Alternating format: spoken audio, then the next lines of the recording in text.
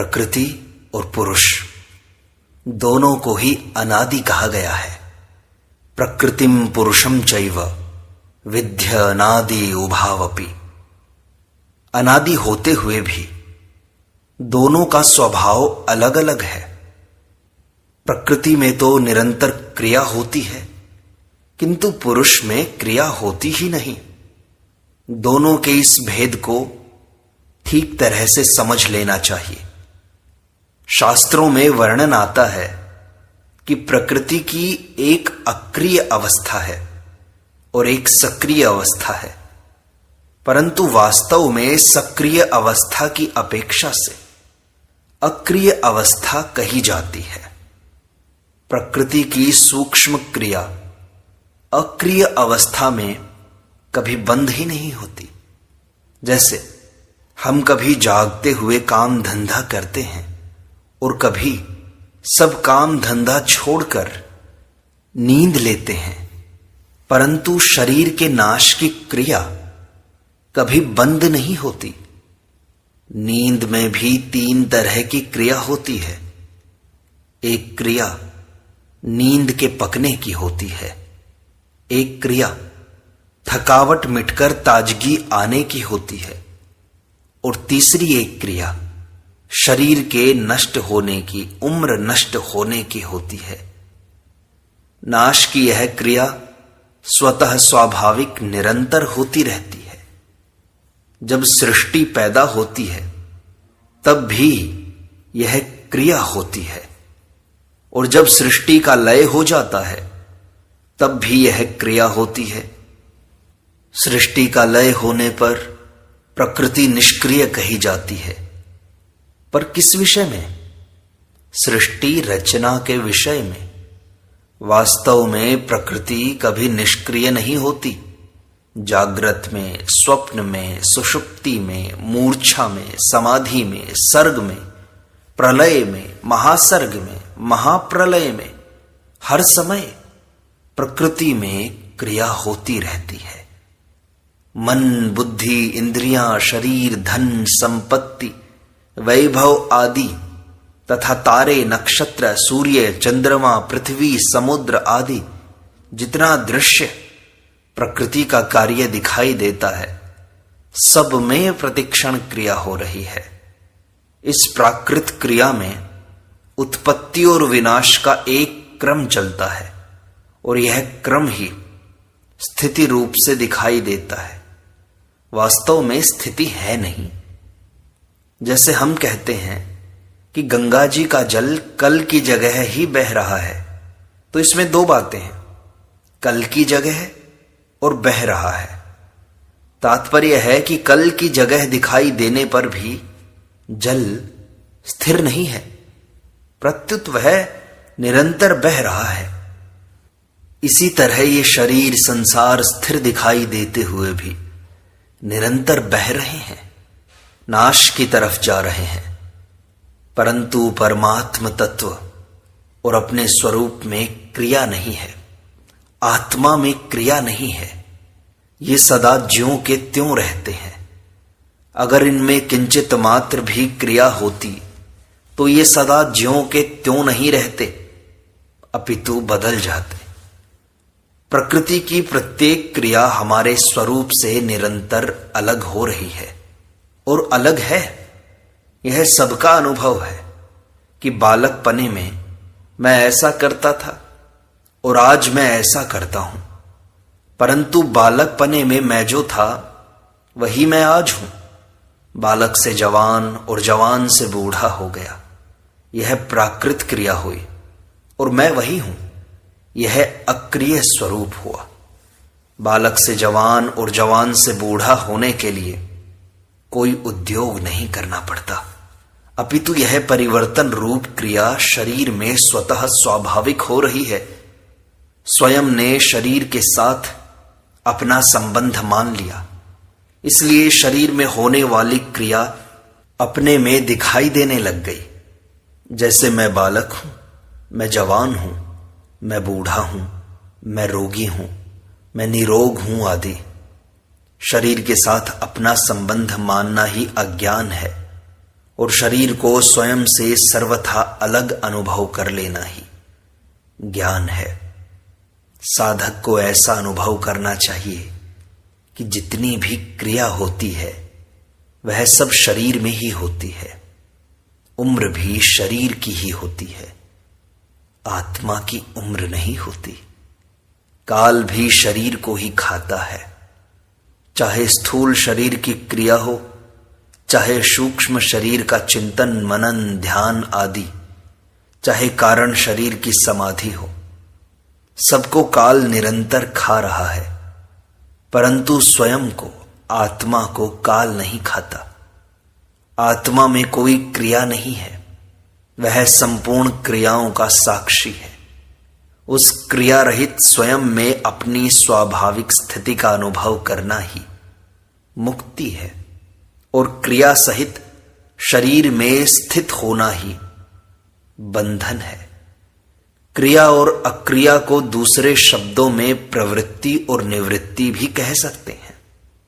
संसार की प्रत्येक प्रवृत्ति की स्वतः निवृत्ति हो रही है। प्रवृत्ति के समय भी निवृत्ति ज्यों की त्यों विद्यमान है। हम सोते हैं, जागते हैं, बैठते हैं, चलते हैं, सुनते हैं, बोलते हैं, तो इन सब क्रियाओं में भी नाश की तरफ जाने वाली क्रिया निरंतर हो रही है। यह निवृत्ति नित्य है, इसका कभी नाश नहीं होता।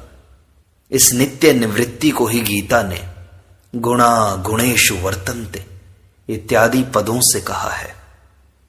हम पदार्थों की प्राप्ति के लिए प्रवृत्ति करते हैं, पर वास्तव में प्राप्ति होती नहीं है, अपितु निवृत्ति ही होती है। जैसे धन प्राप्त हो गया तो वास्तव में धन की निवृत्ति ही हुई है। किसी आदमी को 50 वर्ष धनी रहना है और 1 वर्ष बीत गया तो अब वह 50 वर्ष धनी नहीं रहेगा, उसकी 1 वर्ष की धनवत्ता निवृत्त हो गई। इस तरह क्रिया मात्र निरंतर हमारे से निवृत्त हो रही है, अर्थात अलग हो रही है। परंतु संयोग की रुचि के कारण हमें निवृत्ति में भी प्रवृत्ति दिखाई देती है। अगर संयोग की रुचि मिट जाए तो नित्य योग की प्राप्ति हो जाएगी। अपने स्वरूप में अथवा परमात्म तत्व में अपनी स्थिति का नाम नित्य योग है। इस नित्य योग की प्राप्ति के लिए ही सब साधन है। यह नित्य योग ही गीता का योग है, जिसकी परिभाषा भगवान ने 2 प्रकार से की है। समता का नाम योग है, समत्वम योग उच्यते, और दूसरा दुख स्वरूप संसार के संयोग के वियोग का नाम योग है। तम विद्या दुख संयोग वियोगम योग संजितम। चाहे समता कह दो, चाहे संसार के संयोग का वियोग कह दो, दोनों एक ही हैं। तात्पर्य है कि समता में स्थिति होने पर संसार के संयोग का वियोग हो जाएगा, और संसार के संयोग का वियोग होने पर समता में स्थिति हो जाएगी। दोनों में से कोई एक होने पर भी नित्य योग की प्राप्ति हो जाएगी। इसी को शास्त्रों में मूला विद्या सहित जगत की निवृत्ति और परमानंद की प्राप्ति कहा गया है। गीता ने मूला विद्या सहित जगत की निवृत्ति को कहा है तम विद्या दुख संयोग वियोगम योग संजितम, और परमानंद की प्राप्ति को कहा है समत्वम योग उच्यते। मूला विद्या सहित जगत की निवृत्ति का नाम भी योग है और परमानंद की प्राप्ति का नाम भी योग है। इस योग की प्राप्ति में संयोग की रुचि और क्रिया की रुचि ही खास बाधक है। पदार्थ अच्छे लगते हैं, करना अच्छा लगता है, यही खास बाधा है। पदार्थ और क्रिया प्रकृति का स्वरूप है। अगर पदार्थों और क्रियाओं का आकर्षण न रहे तो अपने अक्रिय स्वरूप का स्वतः अनुभव हो जाएगा। मूल पदार्थों में संयोग की रुचि ही बाधक है, क्योंकि संयोग की रुचि होने से ही क्रिया की रुचि होती है। क्रिया की रुचि से कर्तृत्व अभिमान आता है और कर्तृत्व अभिमान से देह अभिमान दृढ़ होता है। अगर संयोग की रुचि न रहे तो क्रिया की रुचि नहीं होगी, क्योंकि किसी न किसी प्रयोजन की सिद्धि के लिए ही क्रिया की जाती है। संयोग की रुचि कैसे नष्ट हो, इसके 3 उपाय हैं: कर्मयोग, ज्ञान योग और भक्ति योग। कर्मयोग में जो भी क्रिया करें दूसरों के हित के लिए ही करें, अपने लिए नहीं। स्थूल, सूक्ष्म और कारण शरीर की सब क्रियाएं दूसरों के हित के लिए करने से अपने में क्रिया और पदार्थ की रुचि नष्ट हो जाएगी। ज्ञान योग में सब क्रियाएं प्रकृति और उसके कार्य में हो रही हैं, अपने स्वरूप में कोई क्रिया नहीं हो रही है। इस विवेक को महत्व दें तो यह रुचि नष्ट हो जाएगी। देखो, एक क्रिया होती है, एक कर्म होता है और एक कर्म योग होता है। शरीर बालक से जवान और जवान से बूढ़ा होता है, यह क्रिया है। क्रिया से न पाप होता है, न पुण्य होता है, न बंधन होता है, न मुक्ति होती है। जैसे गंगा जी का बहना क्रिया है, अतः कोई डूबकर मर जाए अथवा खेती आदि कोई परोपकार हो जाए तो गंगा जी को पाप पुण्य नहीं लगता। जब मनुष्य क्रिया से संबंध जोड़कर कर्ता बन जाता है तब वह क्रिया फलजनक कर्म बन जाती है और कर्म से बंधन होता है। कर्म बंधन से छूटने के लिए जब मनुष्य निस्वार्थ भाव से केवल दूसरों के हित के लिए ही कर्म करता है तब वह कर्मयोग हो जाता है। कर्मयोग से बंधन मिटता है और मुक्ति होती है। भक्ति योग में सभी क्रियाएं भगवान की प्रसन्नता के लिए ही करें तो यह रुचि नष्ट हो जाएगी।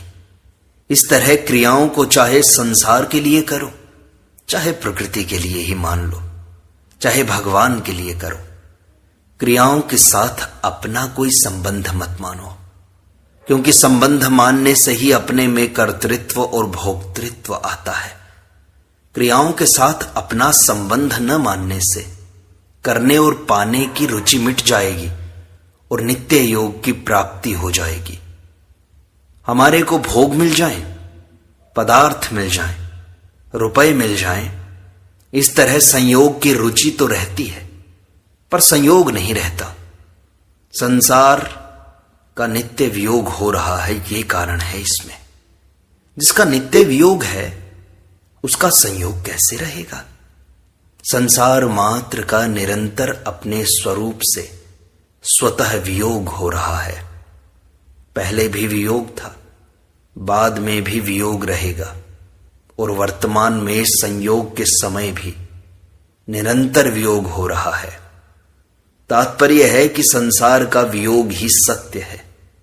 वियोग होने पर फिर संयोग हो जाए इसका तो पता नहीं, पर जिसका संयोग हुआ है उसका वियोग अवश्य होगा, क्योंकि संसार का संयोग अनित्य है और वियोग नित्य है। संसार के संयोग में दुख ही दुख है, इसलिए भगवान ने संसार को दुख रूप कहा है। दुख संयोग वियोगम योग संजितम दुखालयम, कारण कि प्रत्येक संयोग का वियोग होता ही है और वियोग में दुख होता है, यह सबका अनुभव है। अगर हम संयोग की इच्छा छोड़ दें तो उसका वियोग होने से दुख नहीं होगा। संयोग की इच्छा ही दुखों का घर है। संयोग की इच्छा क्यों होती है? कि हम संयोग जन्य सुख भोगते हैं तो अंतःकरण में उसके संस्कार पड़ जाते हैं, जिसको वासना कहते हैं। फिर जब भोग सामने आते हैं तब वह वासना जागृत हो जाती है, जिससे संयोग की रुचि पैदा होती है। संयोग की रुचि से इच्छा पैदा हो जाती है। इसलिए भगवान ने कहा है कि संयोग जन्य जितने भी सुख हैं वे सब आदि अंत वाले और दुखों के कारण हैं, अर्थात उनसे दुख ही दुख पैदा होते हैं। इसलिए विवेकी मनुष्य उनमें रमण नहीं करता, कारण कि संयोगजन्य सुखों का वियोग होगा ही। अगर उनमें रमण करने की इच्छा करेंगे तो वह दुख ही देगा। संपूर्ण प्राकृत पदार्थों और क्रियाओं का निरंतर ही हमारे स्वरूप से वियोग हो रहा है। यह वियोग करना नहीं पड़ता, अपितु स्वतः स्वाभाविक तथा सहज ही वियोग होता है।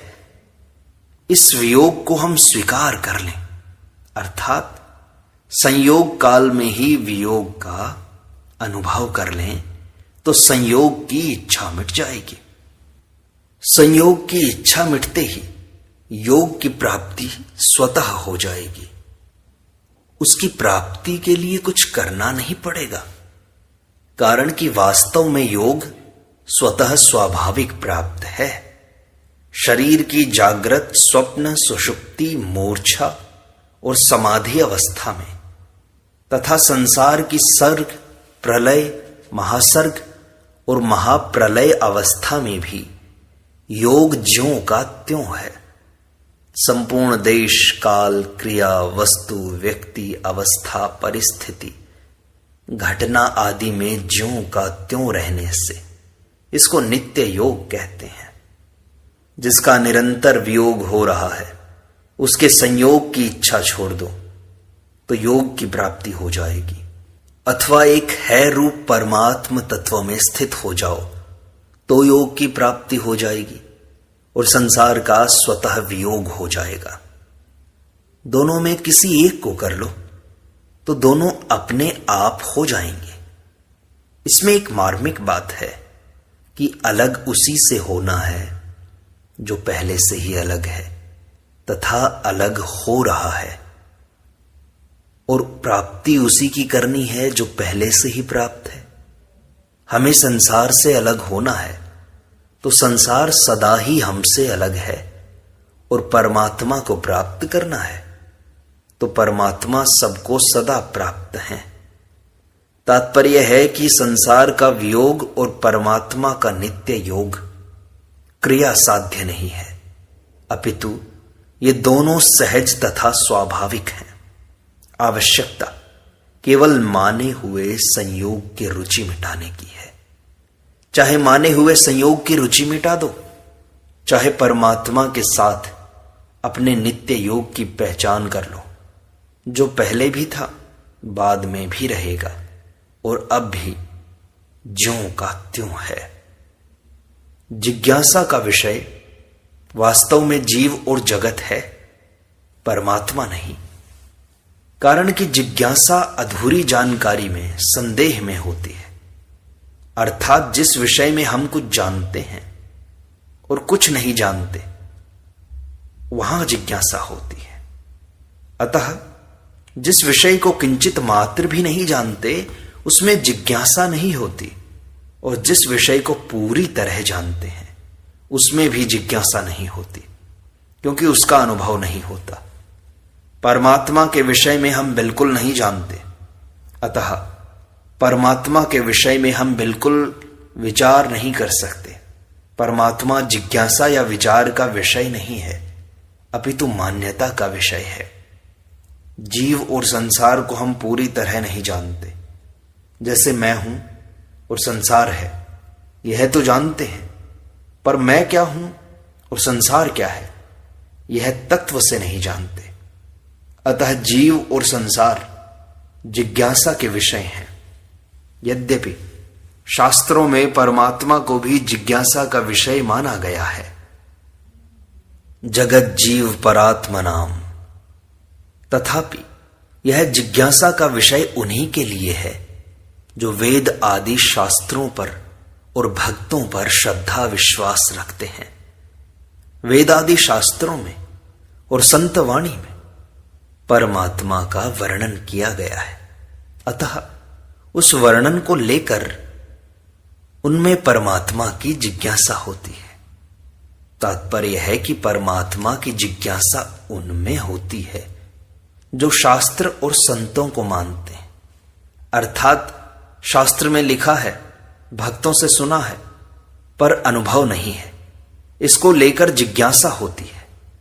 जो वेद आदि शास्त्रों को और भक्तों को नहीं मानते, उनमें परमात्मा की जिज्ञासा नहीं होती, परंतु जीव और जगत की जिज्ञासा आस्तिक नास्तिक सभी में हो सकती है, क्योंकि मैं हूं और जगत है, इसका अनुभव सबको होता है। परमात्मा का ऐसा अनुभव न होने से परमात्मा उनकी मान्यता का विषय होता है। अर्थात या तो वे परमात्मा को मानते हैं या नहीं मानते। इसीलिए आस्तिक और नास्तिक दोनों दर्शन पाए जाते हैं। जिज्ञासु में मैं जिज्ञासु हूं ऐसा अहम अर्थात व्यक्तित्व रहता है। जब तक अहम रहता है तब तक वह बातें तो सीख लेता है, पर उसको बोध नहीं होता। परंतु सच्ची जिज्ञासा रहने से उसमें एक व्याकुलता पैदा होती है कि मैंने इतना जान लिया, पर मेरे में कोई फर्क नहीं पड़ा, कोई विलक्षणता नहीं आई। राग द्वेष हर्ष शोक वही होते हैं, अनुकूलता प्रतिकूलता का वही असर पड़ता है। ऐसी व्याकुलता होने पर वह अहम से सर्वथा विमुख हो जाता है। अहम से सर्वथा विमुख होने पर जिज्ञासु नहीं रहता, अपितु शुद्ध जिज्ञासा रह जाती है, और वह जिज्ञासा ज्ञान में परिणत हो जाती है। ज्ञान होने पर अहम अर्थात प्रकृति तथा प्रकृति के कार्य का सर्वथा अभाव हो जाता है, और चेतन स्वरूप ज्यों का त्यों रह जाता है, अर्थात प्राप्त हो जाता है। यहां यह जान लेना आवश्यक है कि ज्ञान जड़ का ही होता है, चेतन का नहीं। कारण कि चेतन तो ज्ञान स्वरूप ही है। अंतःकरण में जड़ का महत्व होने से ही उसका अनुभव नहीं होता था।